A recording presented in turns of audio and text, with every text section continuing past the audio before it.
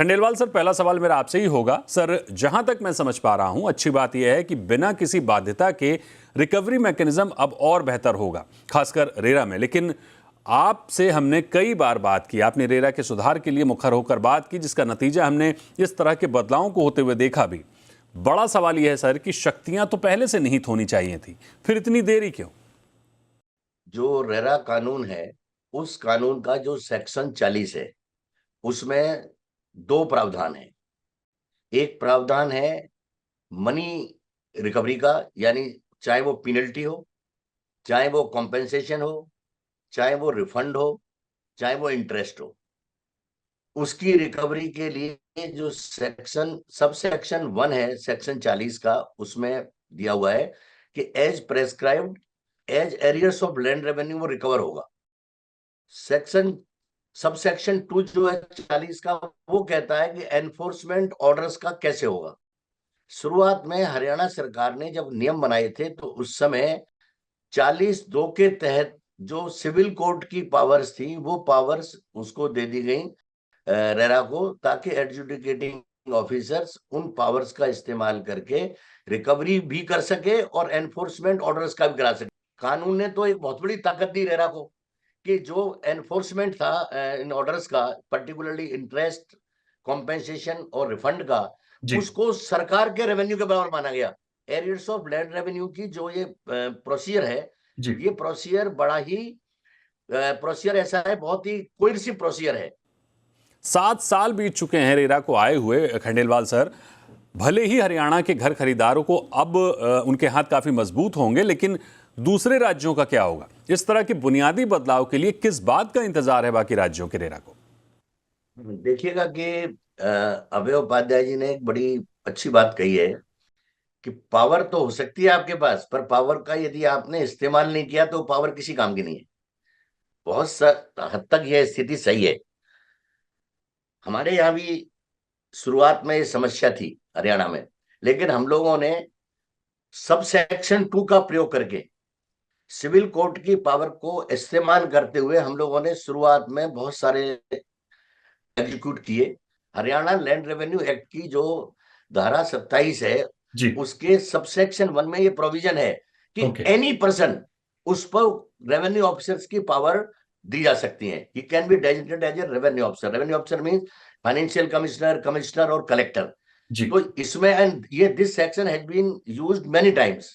कुछ स्टेट्स ने प्रोविजंस किए हुए थे, लेकिन वो प्रोविजन इसी तरीके के थे कि भाई एरियर्स ऑफ लैंड रेवेन्यू, तो बजाय उन्होंने पावर अपने रेरा के ऑफिसर्स को देने के, और रेवेन्यू ऑफिसर्स के पास ही रखी।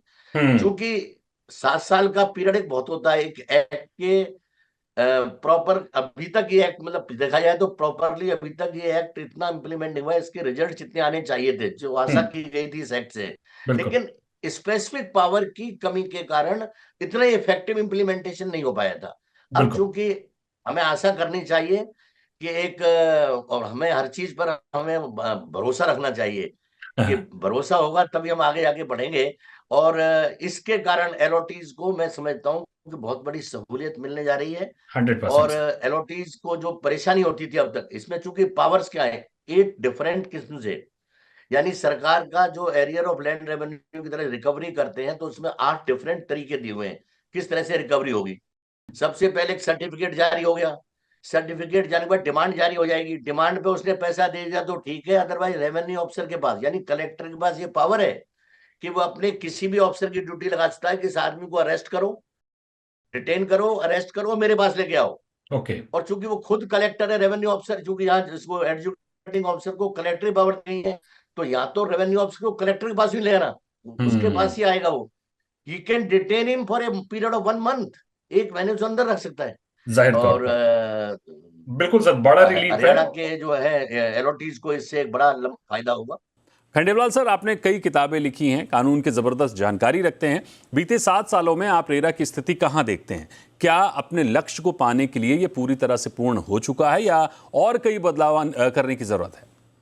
रेरा अथॉरिटीज प्री लॉन्च को रोक पाने में सफल नहीं हुई है उस हद तक जहां तक होना चाहिए। और प्री लॉन्च, इस तरह की प्री लॉन्च के नायाब नायाब तरीके बिल्डर से निकाले हैं। एनसीआर के बारे में मैं बड़ा भारी इस मामले में, आश्वस्तों के कंफर्म करने कह रहे थे, मैं तो खुद इस चीज से बड़ा भारी परेशान रहा हूं कि प्री लॉन्च को कैसे रोका जाए। हमारे पास कोई जाकर के वहां छापे मारने की पावर नहीं थी। कानून में और सख्ती लाने की जरूरत है। प्री लॉन्च जैसी चीजों को रोकने के लिए ये बहुत जरूरी है। प्री लॉन्च के कारण नंबर 2 का पैसा मार्केट में दुनिया भर का आता है, क्योंकि प्री लॉन्च में क्या करते हैं, वो कुछ पैसा लेते हैं नंबर 1 का, बाकी नंबर 2 का ले लेते हैं, तो बेचारा फंस जाता है। आज भी गुड़गांव में एक नायाब चीज है जो कि पूरे कंट्री में नहीं होती थी, वो है प्रोजेक्ट रिपोर्ट हम बनवाते हैं। मेरा चैलेंज है, जो आपने पॉइंट उठाए ना, वो सारे पॉइंट उसमें हम कवर किए थे, और राइट फ्रॉम डे वन हमने शुरू किया था।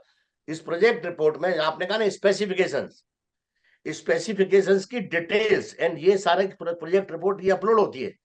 इसमें एक एक स्पेसिफिकेशन, कौन सी फिटिंग होगी, किस मेक की होगी, किस प्राइस रेंज की होगी, वहां तक स्पेसिफिकेशन है। रेडा इफेक्टिव धीरे धीरे हो रहा है, नए नए एक्सपेरिमेंट आ रहे हैं। बिल्कुल आपकी सर। बात वाजिब है, मैं आपकी बात से एग्री करता हूं कि बहुत सारी समस्याएं हैं, उनका समाधान जरूरी है। कानून में जो बदलाव आने चाहिए थे, ठीक। हमने जब सोचा था, कानून आया था 6 महीने में, बड़ी कॉन्फ्रेंसेज हुई कि 6 महीने में 8 महीने में परिवर्तन आ जाएगा कानून में, बड़ी बड़ी रिपोर्टें बनी, रेरा की कमेटीज बैठी, कमेटीज ने रिपोर्ट दी, लेकिन कानून में अभी परिवर्तन नहीं आया है। कानून में अभी बहुत क्रांतिकारी परिवर्तन लाने की जरूरत है, बिल्कुल रेरा सर। को और इफेक्टिव करने की जरूरत है। आज भी एनओटी के साथ अन्याय होता है।